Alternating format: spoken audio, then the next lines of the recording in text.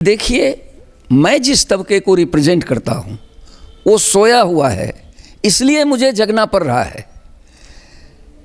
तो देवेंद्र भाई, रामबली भाई, मुनाजिर भाई, आपको जगना पड़ेगा और समग्र समाज का नेता आपको बनना पड़ेगा। हम लोग चाहते हैं कि आप समग्र समाज के नेता बनिए। आप कर्पूरी जी बनिए, आप और अब्दुल कयूम अंसारी बनिए, ताकि समग्र समाज को महसूस हो कि देवेंद्र भाई केवल खास जाति के नेता नहीं हैं, हमारे भी नेता हैं।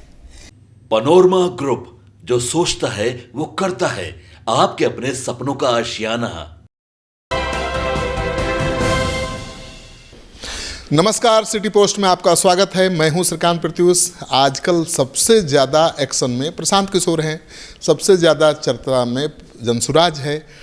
तो जनसुराज के बारे में बातचीत करने के लिए मेरे साथ हैं जनसुराज के founder member professor Vijay Kumar ji. इनसे बात करते हैं कि भाई जनसुराज तो बड़े दावे के साथ, बड़े सपने के साथ आया था, लेकिन अभी शुरुआत में ही विवाद दिखाई दे रहा है। कई नेता नाराज बताए जा रहे हैं। मुनाजिर हसन ने स्टेट कोर कमेटी से इस्तीफा दे दिया है, देवेंद्र प्रसाद ने अपने आप को अलग कर लिया है। तो ये क्या हो रहा है? सबसे पहले आपको भी और आपके दर्शकों के लिए नमस्कार। मुझे लगता है कि थोड़ी सी समझदारी में भूल हो रही है। देखिए, मुनाजिर साहब बड़े कद के लोग हैं और हम लोग उनकी सब दिन इज्जत करते हैं। आज भी बहुत ही स्नेह और सम्मान उनके प्रति है। अगर वो महसूस कर रहे हैं कि उनको प्रॉपर सम्मान नहीं मिल रहा है, तो हम सबकी जिम्मेदारी बनती है कि उनको वह मिलना चाहिए जिसको वो डिजर्व करते हैं। देवेंद्र भाई तो इनके बारे में तो हम लोग 74 आंदोलन से जानते रहे हैं, एक दूसरे से परिचित हैं, अच्छे रिश्ते हैं और त्याग की मूर्ति हैं। मुझे जहाँ तक याद है कि कर्पूरी जी के लिए इन्होंने अपने विधानसभा की सीट छोड़ी थी। तो बड़ा कद है देवेंद्र भाई का जेपी मूवमेंट की परंपरा में। प्रोफेसर जी, तो देवेंद्र भाई भी हमारे लिए सम्माननीय हैं, आदरणीय हैं। और रामबली सिंह जी, प्रोफेसर रामबली सिंह भी दुखी बताए, हमारे मित्र हैं और अति पिछड़ों की आवाज़ हैं आज की तारीख में। तो उन्हें भी अगर तकलीफ़ हुई है तो कहीं ना कहीं हमसे भूल हुई है और उसको हम सुधारेंगे। इससे ज़्यादा और अभी क्या कहा जा सकता है। स्टेट कमेटी जो बनाई गई है, कोर कमेटी, उस पर सवाल है उनका कि भाई इतनी बड़ी थोड़े कोर कमेटी होती है, 150 लोगों की है, उसको 150 करने का प्रस्ताव है। वो कह रहे हैं कि भाई 15 से 20 हो सकते हैं कोर कमेटी में, और उसमें जो वरीयता का ध्यान नहीं रखा गया है सूची में। सीनियर लोगों को नीचे रख दिया गया है, जूनियर लोगों को ऊपर रख दिया गया। देखिए, मुद्दा वो नहीं है। मुद्दा ये है कि जब हमको ये महसूस होगा कि ये हमारी पार्टी है तो फिर ये बहस ही नहीं होगी। अभी हम अपने बड़ों को ये एहसास कराने में विफल हो रहे हैं कि ये पार्टी आपकी है, आपके आशीर्वाद से इसको बढ़ना है, आगे चलना है। प्रशांत किशोर जी तो एक निमित्त मात्र हैं, अच्छे विजनरी हैं, एक सपना लेकर चल रहे हैं और इस सपने की बिहार को ज़रूरत है।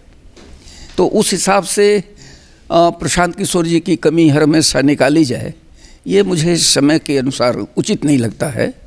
उचित बात यह है कि जब हम लोग शुरुआती दौर में पदयात्रा शुरू किए थे तो उस समय हम लोगों ने एक सुओ मोटो संयोजन समिति बनाई थी। संयोग से प्रशांत जी ने उसके संयोजन की जिम्मेदारी मुझे ही सौंपी थी।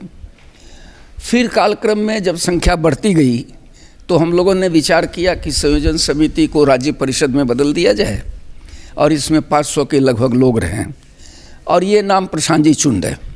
ऐसी एक व्यवस्था बनाई गई। संयोग से वो काम हो नहीं सका। संयोजन समिति, राज्य परिषद, ये तो कुछ है ही नहीं जनसुराज में अभी तक।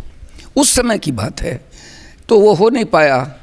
फिर एक स्टेट कोऑर्डिनेशन कमेटी बनाने की बात आई और ये तय था कि 25 लोगों का बनना चाहिए। तो उस पर चर्चा भी हुई, एक समूह भी हम लोगों ने व्हाट्सएप पर बना लिया था। लेकिन काम का जितना दबाव है प्रशांत किशोर जी पर, मैंने पिछली चर्चा में भी आपसे कहा था कि प्रशांत किशोर जी 2 बजे रात में सोते हैं और 4 बजे सुबह जगते हैं और मैंने कभी उनको खाली नहीं देखा, काम करते ही देखा। अकेले कितना काम करेंगे? उनको तो सेकंड मैन बनाना पड़ेगा ना, जो हर काम के लिए अलग लोगों को चुनना पड़ेगा। जाहिर है काम ज़्यादा हैं तो ज़्यादा लोगों की ज़रूरत पड़ेगी। अब जो सवाल खड़े हो रहे हैं वो ये खड़े हो रहे हैं कुछ समूहों को लेकर कि उनका व्यवहार ये है, तो मेरा उसमें इतना ही कहना है कि ये प्रोफेशनल टीम है और इसके काम को परिभाषित करना चाहिए कि इनके जिम्मे क्या काम होगा। जो पॉलिटिकल काम है वो पॉलिटिकल लोगों के हाथ में ही जाने चाहिए और आशा करनी चाहिए हमको। यही तो उनका आरोप है कि पॉलिटिकल लोगों को पॉलिटिकल काम नहीं करने दिया जा रहा है, उनको बताया नहीं जा रहा कि आपको क्या करना है, और आईपैक या जेएसपीटी जो भी कहिए वही फ्रंट फुट पर खेल रहे हैं। मैं नाम के बहस में नहीं जाऊंगा, मैं केवल इतना कह रहा हूं कि पॉलिटिकल लोगों को पॉलिटिकल काम में लगाना चाहिए। और ये चर्चा परसों भी मेरी प्रशांत जी से हुई है और हम लोगों ने ये राय रखी है उनके सामने कि भाई इस तरह से हमको काम करना है। जहाँ तक नाराज़गी का प्रश्न है तो मेरा स्पष्ट मानना है कि ये जो 3 बड़े साथी नाराज़ दिख रहे हैं ये तीनों जनसुराज के लिए, पार्टी के लिए आदरणीय हैं और इनके सम्मान में कोई कमी हम लोग नहीं महसूस करते हैं कि होने देंगे। अब जहाँ तक कोर कमेटी बनाने की बात है तो मैं खुद ही अनभिज्ञ हूँ कि पार्टी जो रजिस्ट्रेशन हुआ है उसके संविधान में कोर कमेटी का कोई प्रावधान है कि नहीं है। तो बड़ा सवाल आपने उठा दिया कि आपके पार्टी का कोई संविधान है भी या नहीं, क्योंकि कोई पार्टी का गठन होता है तो पहले तो संविधान ही बनता है। निश्चय ही संविधान है और संविधान बनाए बगैर कोई पार्टी रजिस्टर्ड नहीं हो सकती है। हाँ, वही कर रहा हूँ, लेकिन संविधान कहाँ है? कभी किसी ने देखा नहीं, आपने देखा है, पढ़ा है? मेरी नज़र से अभी तक नहीं गुजरा है, लेकिन संविधान बना है, एक संविधान सभा भी बनी थी, उसमें डिस्कशन भी हुआ है और जो संविधान चुनाव आयोग को दिया गया है उसमें क्या क्या संशोधन होने चाहिए वो काम भी तय हुआ है संविधान सभा के द्वारा। अब उसको कंपाइल करके इलेक्शन कमीशन तक पहुंचा है कि नहीं पहुंचा है ये मेरे संज्ञान में नहीं है। ये तो जरूरी है ना कि इलेक्शन कमीशन तक पहुंचे और उसके गाइडलाइन के आधार पर ही पार्टी आगे बढ़े। निश्चित रूप से अभी जिस पर हम लोग चर्चा कर रहे हैं वो ये है कि जो नाराज़गी दिख रही है उसमें रास्ता क्या निकालना चाहिए। तो मुझे लगता है कि रास्ता यही निकलता है कि हमारे जो बड़े लोग हैं वो किससे शिकायत कर रहे हैं। हमसे शिकायत करेंगे तो समाधान कहाँ है। मुझे लगता है कि ये जो बड़े लोग हैं, मुनाजिर साहब हो गए, देवेंद्र भाई हो गए, रामबली सिंह जी हो गए या और भी जो ऐसे लोग हैं, उनको समाधान देना चाहिए और संवाद करके प्रशांत जी के साथ बैठकर राय मशविरा करके ये पूरा करना चाहिए। जिनको समाधान देना चाहिए वो तो रूठ गए हैं, वो नाराज हैं।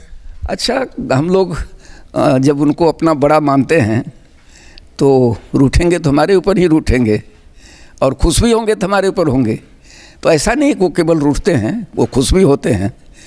जो निचली टीम है उसके काम से कई बार वो प्रशंसा भी करते हैं उस काम का। जाए कि नेताओं को बहुत जल्द बड़ी भूमिका दी जाएगी, काम दिया जाएगा। मुझे लगता है कि जब पार्टी खड़ी हो रही है तो पार्टी के सिस्टम को चलाने के लिए पॉलिटिकल वर्कर ही चलाएगा उसको। हाँ, कुछ जो तकनीकी ज़रूरतें होंगी पार्टी की वो प्रोफेशनल टीम करेगी। अब जनसुराज एज होल उसको थोड़ा सा समझना बहुत ज़रूरी है कि 3 संगठन हमारे पास में है अभी। एक जनसुराज वाहिनी के रूप में है, दूसरा जनसुराज अभियान के रूप में चल रहा था और तीसरा जनसुराज पार्टी बन गई। तीनों की अपनी अलग अलग भूमिका है। जनसुराज अभियान ऐसे तमाम लोगों का स्वागत करता है जो चुनाव में नहीं भी जाने वाले हैं, दलीय राजनीति में विश्वास भी नहीं करते हैं, लेकिन मुद्दों पर सहमत हैं। बिहार को बदलने के सवाल पर सहमत है, बिहार की शिक्षा पद्धति बदले इस पर सहमत हैं, बिहार में सुरक्षा, सामाजिक सुरक्षा का कार्यक्रम मजबूती से चले इस पर सहमत हैं, खेती को कमाई लायक बनाया जाए इस पर सहमत हैं। इस तरह के तमाम मुद्दों पर सहमत हैं। आरएसएस टाइप का संगठन, वैचारिक संगठन जी। तो वो एक है कि अभियान चलता रहेगा मुद्दों के आधार पर, बिहार को संगठित करने के आधार पर। कितना मजबूती के साथ ये संगठन बढ़ रहा है आगे? उसमें अभी तक तो अभियान ही चल रहा था, अब तो स्क्रूटनाइज हो रहा है कि पार्टी सिस्टम में कौन लोग काम करेंगे और अभियान के सिस्टम में कौन लोग काम करेंगे। तो पार्टी का सिस्टम तो आ गया सामने, अभी अभियान का सिस्टम सामने नहीं आया है, वो आ ही जाना चाहिए। दूसरा है जनसुराज वाहिनी, जो नौजवानों का संगठन है, और इसमें एक समझदारी है कि ये कैटलिक एजेंट है, ये समाज को उद्वेलित करेगा, प्रतिक्रिया पैदा करेगा और अपने को खपाएगा। इसमें से भविष्य का लीडर पैदा होगा। मतलब वो कार्यक्रम तय करेगा, पार्टी का आंदोलन चाहे कैंपेन, कार्यक्रम को क्रियान्वित करेगा। और इन तीनों चीज़ों को मिलाकर कोई न कोई कोर कमेटी बनानी चाहिए, जिसमें प्रशांत किशोर स्वयं भी रहें, और इनके प्रतिनिधित्व को लेकर एक कोर कमेटी छोटी बननी चाहिए। ये एक सुझाव होगा। अभी आपकी जो कोर कमेटी बनी है 125 लोगों की, उसमें तो प्रशांत किशोर का नाम नहीं है, लेकिन कोर कमेटी की बैठक तो वही लीड करते हैं। ये टेम्प्रोरी है, समय के अनुसार है। अब तक तो 2 साल से उन्हीं को करना पड़ रहा है, कोई दूसरा तो करता नहीं है। पार्टी के संविधान के अनुसार कोर कमेटी में जो रहेगा वही लीड करेगा कोर कमेटी की बैठक को। पार्टी बनाने की प्रक्रिया शुरू हो चुकी है, पार्टी अभी बनी नहीं है। तो कोर कमेटी कोई परमानेंट व्यवस्था नहीं है। कोर कमेटी बनाई गई है कि ये कोर कमेटी सोचकर एक आपस में फैसला ले कि आगे पार्टी को किस दिशा में चलना है, कैसे चलना है, इसकी संचालन प्रक्रिया क्या होगी। अब इसमें से एक छोटी कमेटी हो सकता है बन जाए, जिसकी ज़रूरत होगी। हो सकता है जो पदाधिकारी बनाए जाएंगे वही लोग कोर कमेटी में कन्वर्ट कर जाएं। जैसे कल घोषणा हुई है कि 10 उपाध्यक्ष होंगे, महासचिव होंगे, कोषाध्यक्ष होंगे, अध्यक्ष जी रहेंगे, संगठन मंत्री भी हो सकता है कि तय करें। इस तरह से एक कमेटी 25 लोगों की उभरेगी। लेकिन अध्यक्ष जी का नाम लिया आपने, तो अध्यक्ष जी तो बहुत योग्य हैं, पढ़े लिखे हैं, कोई शक नहीं है। लेकिन राजनीति में पढ़ा लिखा होना ही काफ़ी नहीं है, योग्य होना ही केवल काफ़ी नहीं है। राजनीति में तो भाई राजनीति के हिसाब से लोगों को चुनना पड़ता है। आपके पास आए थे बड़े बड़े नेता, दलित नेता, जो आपके पार्टी के अध्यक्ष हो सकते थे, पार्टी को बहुत आगे ले जा सकते थे। जैसा कि मैं नाम ले लेता हूँ, एक संजय पासवान। वैसे लोगों को क्यों नहीं आप लोगों ने जोड़ा? अब ये इस पर मैं कुछ नहीं कहना चाहूँगा, और मुझे जानकारी भी नहीं है कि ऐसा कुछ प्रस्ताव आया था। आया होगा तो स्वागत होगा। मैंने भी देखा नहीं है, लेकिन कहा जाता है कि जो आपकी पार्टी का अनाउंसमेंट हुआ था गठन का, उस दिन वेटनरी कॉलेज मैदान में संजय पासवान पहुंचे थे, मैंने देखा नहीं था। तो जब इतना रुचि ले रहे थे जनसुराज में, तो एक बड़े कद के बड़े दलित नेता हैं वो, तो उनसे तो फायदा ही होगा। देखिए, इसमें तुलनात्मक जरूरत नहीं है। अभी जो हमारे अध्यक्ष जी हैं वो अध्यक्ष जी हैं, और अध्यक्ष अकेले सारे काम नहीं करते हैं। अध्यक्ष के साथ एक टीम खड़ी होती है, तो अब तक टीम नहीं थी।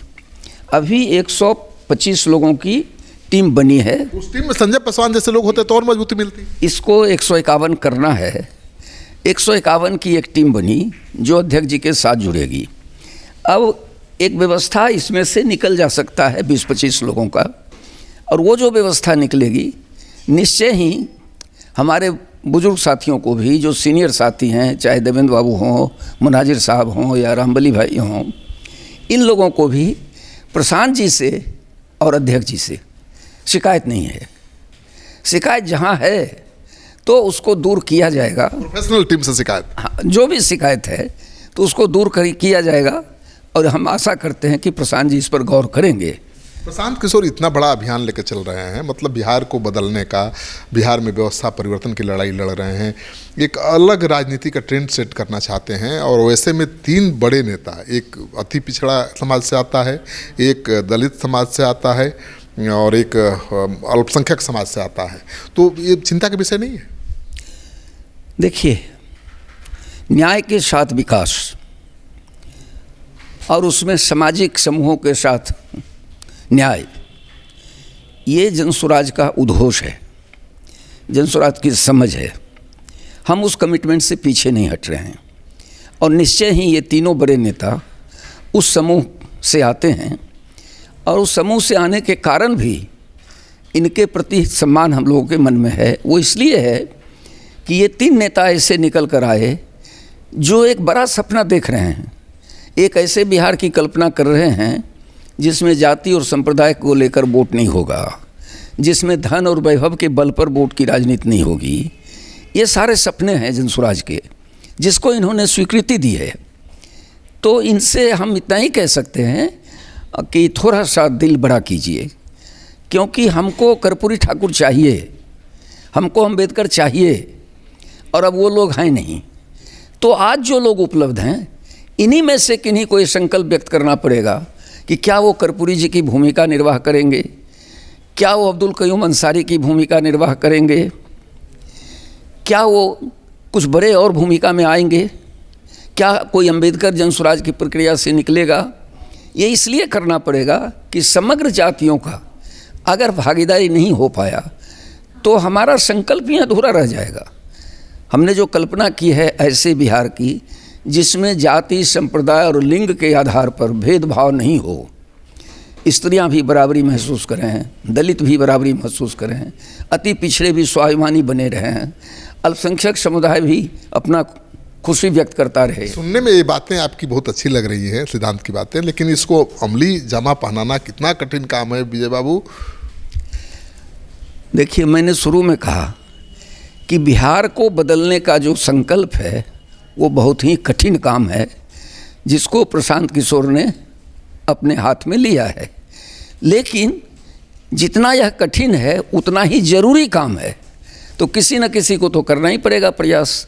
नहीं, तो प्रशांत किशोर का जो अभियान के चक्कर में, तो उनका ये अभियान बिहार को बदलने का, वो पागलपन में बदल गया है लग रहा है। देखिए, दुनिया को तो जुड़नी लोगों ने ही बदला है। बिना पागल हुए आप तो कुछ कर नहीं सकते। हाँ, क्योंकि प्रशांत किशोर जी पर ऐसा नहीं है कि दबाव केवल कमज़ोर तबकों की ओर से है। दबाव तो कई और तरफ से भी हो सकता है ना, कि प्रशांत किशोर कर क्या रहे हैं। तो ऐसी परिस्थिति में प्रशांत किशोर को भी संभालने की ज़रूरत है, और प्रशांत किशोर को भी संभलने की ज़रूरत है। प्रशांत किशोर अगर संभलेंगे नहीं तो वो दूसरे को संभाल नहीं पाएंगे, और अगर हम सब मिलकर प्रशांत किशोर को नहीं संभालेंगे तो प्रशांत किशोर नहीं रह पाएंगे। आपका इशारा कहाँ है विजय बाबू? आप तो लगता है कि आप बीजेपी की तरफ इशारा कर रहे हैं क्या? दबाव उधर से भी है? नहीं, मेरा इशारा बहुत है कि भारत में और बिहार में जाति एक सच्चाई है, और हम चाहें अथवा ना चाहें, किसी न किसी जाति में ही इस देश का, बिहार का बच्चा पैदा होता है। क्योंकि हमने जाति तोड़ी नहीं है, जाति छोड़ी नहीं है, तो हम भी किसी सामाजिक समूह से ही आते हैं। और ऐसा नहीं है कि प्रशांत किशोर जी को बहुत वेलकम हो रहा है, उनके कई चीज़ों को लेकर समाज में समालोचना भी हो रही है, चर्चाएं हो रही हैं। तो मैं उसकी तरफ इशारा कर रहा हूं कि प्रशांत किशोर को दोनों तरफ से झेलना अगर पड़ जाएगा तो बिहार सही दिशा में नहीं बढ़ पाएगा। प्रशांत किशोर का साथ देना पड़ेगा, देना चाहिए, ऐसा मेरा मानना है कि देना चाहिए। और जो स्वप्नजीवी होगा वो थोड़ा अल्प निद्रा वाला होगा, और अल्प निद्रा होगी तो थोड़े उसके दुष्प्रभाव ही दिखेंगे। तो विजय बाबू ने साफ संकेत दे दिया कि जो बड़ा सपना देखने वाला होता है वो अल्प निद्रा वाला होता है, यानी कम सोता है। प्रशांत किशोर दिन रात काम करते हैं, 2 घंटा आराम करते हैं, और जो कम सोएगा, ज़्यादा काम करेगा, ज़्यादा बड़ा काम लेकर हाथ में चलेगा। तो मैं एक ऐतिहासिक घटना आपको बताना चाहता हूँ। जॉर्ज बर्नार्ड शॉ गांधी से मिलने गए, और 10 बजे तक बापू सो जाते थे, तो 10 बजे उनका दीप शमन हो गया। मिलकर आए, उन्होंने देखा कि अम्बेडकर साहब जगे हुए हैं, तो अम्बेडकर साहब से पूछा बर्नार्ड शॉ ने कि बापू तो सो गए थे 10 बजे, आप जगे हुए हैं।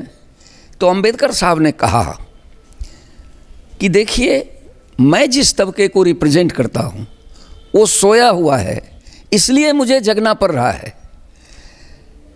तो देवेंद्र भाई, रामबली भाई, मोनाजिर भाई, आपको जगना पड़ेगा, और समग्र समाज का नेता आपको बनना पड़ेगा। हम लोग चाहते हैं कि आप समग्र समाज के नेता बनिए, आप कर्पूरी जी बनिए, आप और अब्दुल कयूम अंसारी बनिए, ताकि समग्र समाज को महसूस हो कि देवेंद्र भाई केवल खास जाति के नेता नहीं हैं, हमारे भी नेता हैं। इसलिए मैं उनसे अपील कर रहा हूँ कि ये वक्त है इतिहास के करवट लेने का, और मिलकर आइए, अलग अलग जातियों में, संप्रदायों में, पैदा हुए हम सब लोग क्या मिलकर एक बिहार को खड़ा कर सकते हैं, एक अभिनव बिहार की तरफ बढ़ सकते हैं। एक दिन का काम नहीं है, लंबा काम है, कठिन काम है, इसलिए कष्ट होगा। तो प्रशांत किशोर का जो काम है, जो सपना है, बहुत बड़ा है और उसे पूरा करने के राह में बहुत अड़चनें भी आएंगी, लेकिन डटे रहना पड़ेगा, तभी सफलता मिलेगी, ये कहना है प्रोफेसर विजय कुमार जी का। तो आपने सुना विजय कुमार जी ने कितनी बेबाकी के साथ सारे सवालों का जवाब दिया। हम इनके जवाबों के कायल हैं। आपको इनके जवाब कैसे लगते हैं, कमेंट बॉक्स में जाइए, कमेंट जरूर दीजिए। आपका सहयोग समर्थन लगातार मिल रहा है, उसके लिए बहुत बहुत धन्यवाद।